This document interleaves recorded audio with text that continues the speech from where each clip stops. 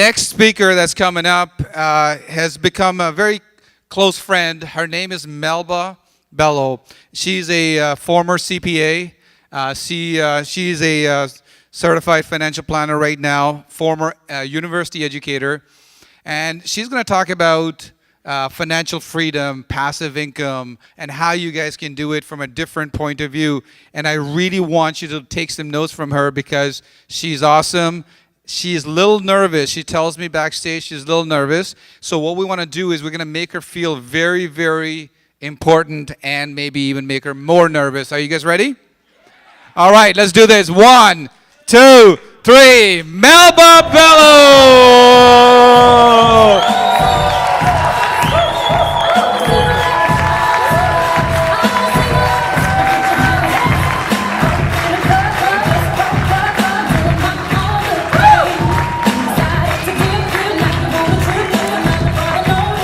Thank you, guys. Have a seat, please. Thank you. Thank you, Sunil, for that warm welcome. And thank you, everyone, for being here and sticking it out up to this point. Isn't it wonderful? Mr. Jack Canfield himself was saying the power of association and the right information.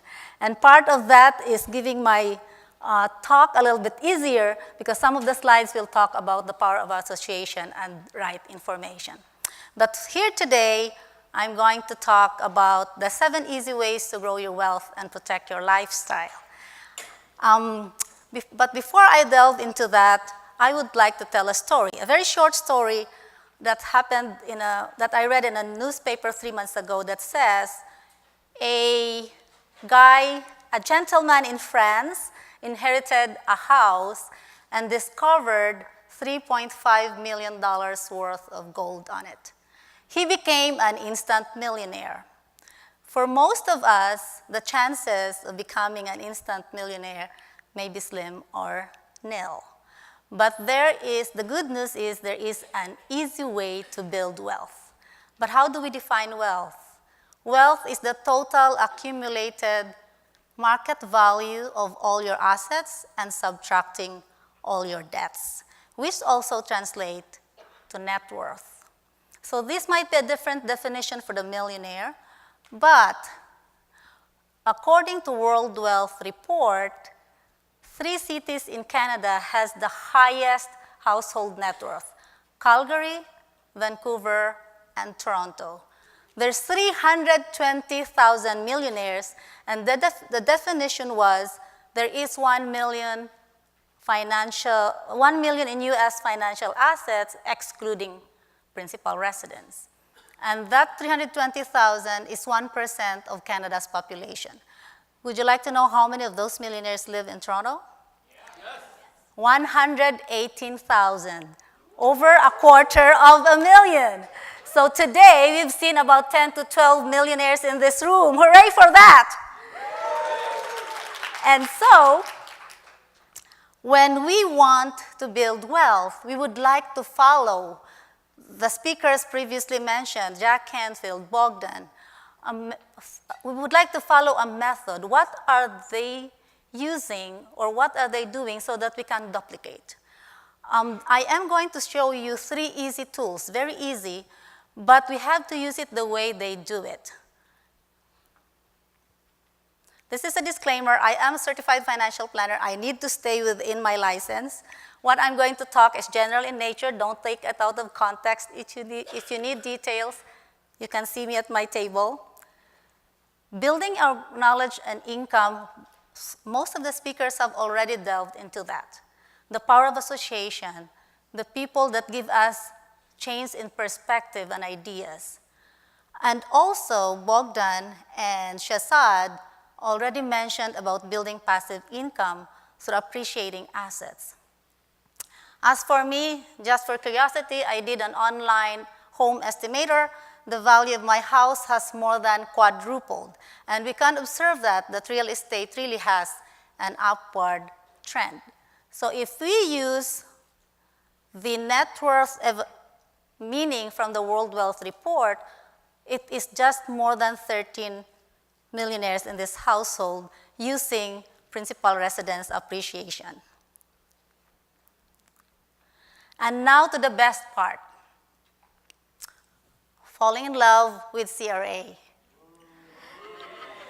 I know I'm gonna hear that.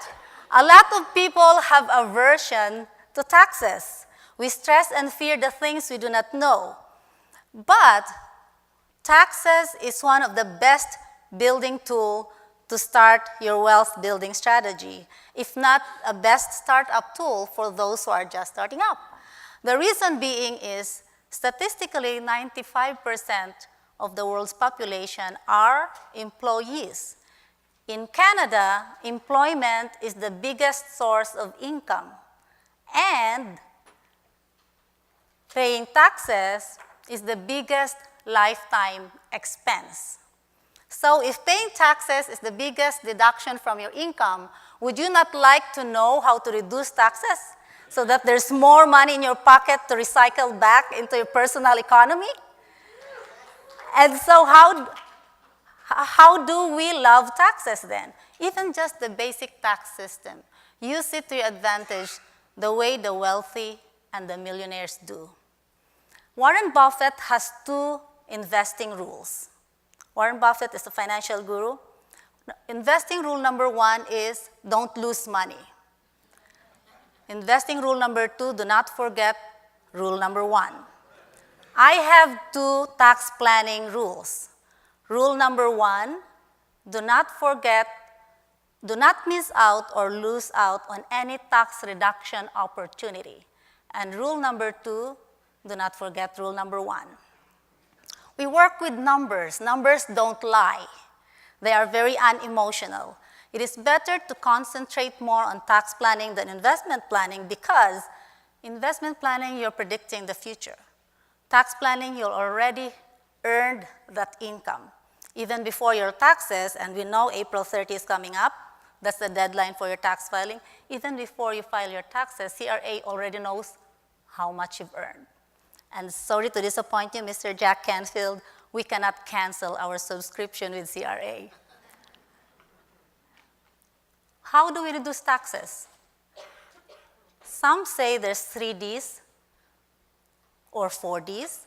The first D is what are the legal deduction from your income so that your taxes will be minimized. The second D is divide.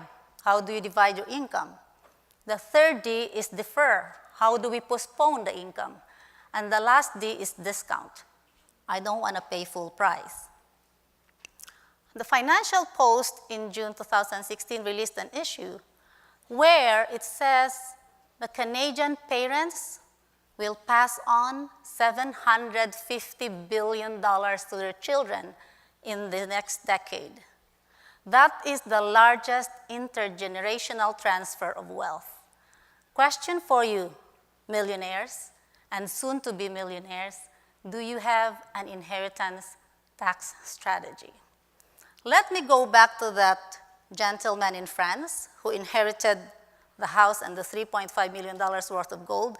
If you read through the rest of the story, he is going to pay 45% of inheritance tax and 3 years back taxes if the deceased forget to declare those treasures. So our instant millionaire, after paying those taxes, may not be a millionaire at all. Another important method that the rich and the millionaire employ is to change the type of their income. There are basically 4 types of income that a Canadian taxpayer receives. One is salary or earnings, which is 100% taxable, which again, the majority of Canadians receive. 2 is interest income. I'm sorry to disappoint my GIC lovers who love to put their money in the bank. I have nothing against the bank. I work with the bank. I love working with the bank for my benefit. But the interest income is 100% taxable. The third type of income is dividend. It's preferential tax rate. You get a lesser tax rate to encourage people to give back to the industry to spur the economy. And the last one is capital gains. I don't know in the US, Mr. Canfield, but here in Canada, capital gains is 50% taxable. So the last two types of income is where the large tax savings come from.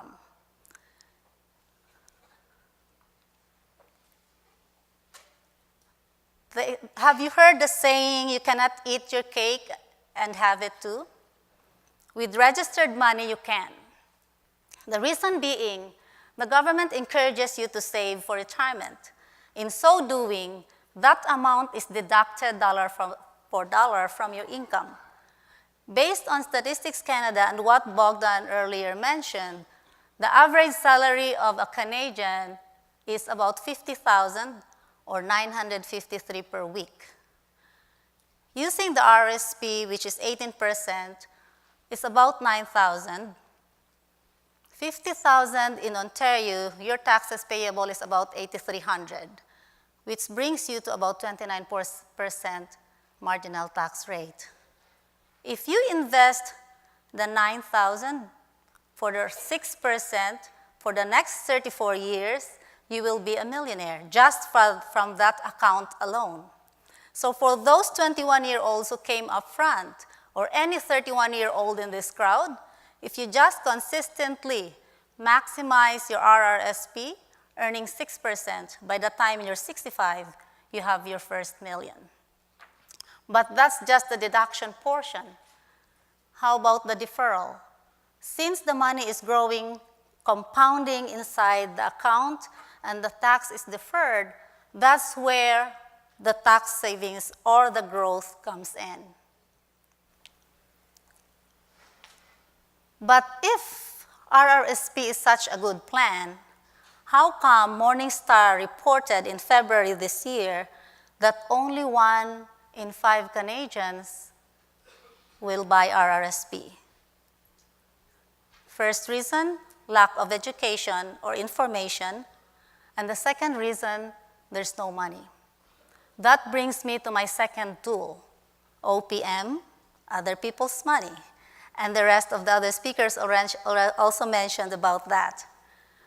When you think of borrowing for RRSP, the cost of borrowing is generally lower than the combined benefit of the deduction and the deferral. It's a win-win scenario. With OPM or credit, I have 2 rules. Number one rule, take care of your credit. And the second rule is use it, but don't abuse it.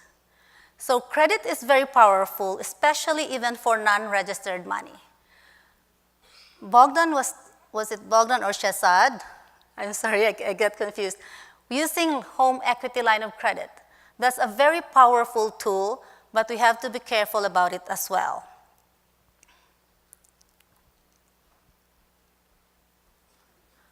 Last but not the least, how do you protect your human capital? Looking at this chart, for someone who is age 45, earning about $84,000, by the time he reaches age 65, he would have earned about $2 million. You are the machine that prints the money. A well-oiled and well-maintained machine lasts longer. But even the best-maintained machinery breaks down. What do you invest to protect your human capital? That leads me to my next slide, risk management strategies. This is a word that a lot of people also has an aversion to. They don't want to talk about insurance. But life or living benefits coverage protects you from the unexpected when the machinery breaks down. Critical illness insurance is a lump sum tax-free benefit that replaces your income if you are diagnosed with a covered illness. And if my business partner used to call it a win-win-win formula. God forbid you're diagnosed with an illness, you get a lump sum benefit. If you don't get diagnosed, you're healthy, throughout a certain period, you can get all your money back. If death happens before a claim, your beneficiary gets all the premium back as well. How about disability income protection? This replaces a portion of your income if you're not able to work due to illness or injury. So this protects your lifestyle as it continues to replace income up to a point. My reason why. That's my husband and our 4 children. We were married in December 1991. I came to Canada in 1993. Net worth minus $1,200. My husband bought an expensive video camera for a wedding, didn't realize how to use credit, just pays the minimum. I came to Canada, there's 1,200 debts. My only assets when I was interviewed by immigration is, do I have goods to follow? I didn't realize people have goods to follow. I have one suitcase, $50, $50 US, my wedding ring, and a diamond necklace that my husband gave me for a wedding. I had the first child in 94, the second one in 95, the daughter in 99, the last child in 2001. With God's grace and the power of the strategies and tools that I've mentioned earlier, we were able to buy our house, save for our kids' education, buy passive real estate for our family, support our charity and church. These are tools that are very, very practical and very much proven. My husband worked for the same dealership for the last 25 years, and he has had a series of illnesses and injuries as well. That living benefit helped us a lot. Why am I telling this story? Most of us, if not all, have people that we love and care about. We wanted to provide for them, to provide them with a comfortable lifestyle. We wanted to protect them. That's why we work hard, but we need to work smart. Earlier today, you were saying that we wanted, part of that freedom is to have time to spend with family. If you're able to reduce your taxes, going back to that $50,000 average income, that $9,000 deduction for RSP will give you a tax reduction of approximately $2,350. That would spell out about 3 weeks or a month of paid vacation. So what's the lesson here? It means that that's the tools that the rich are doing and the millionaires are doing. If we grow our net worth slowly and surely, we will become millionaires. Again, wealth is total assets minus liabilities.